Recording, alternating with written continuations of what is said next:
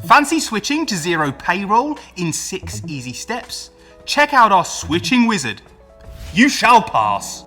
Before you kick off, make sure you have to hand your latest FPS file in XML format, a bank account in Xero, employer details such as pay frequency and HMRC login details, and employee info like start dates and salary information. Cool, right, let's kick things off. To set up payroll in your organisation, head to Payroll and then Overview. If you have everything mentioned previously, then you can take advantage of the switching wizard by clicking Start Switch. Now you can follow the 6 simple steps. Step 1, import your latest FPS.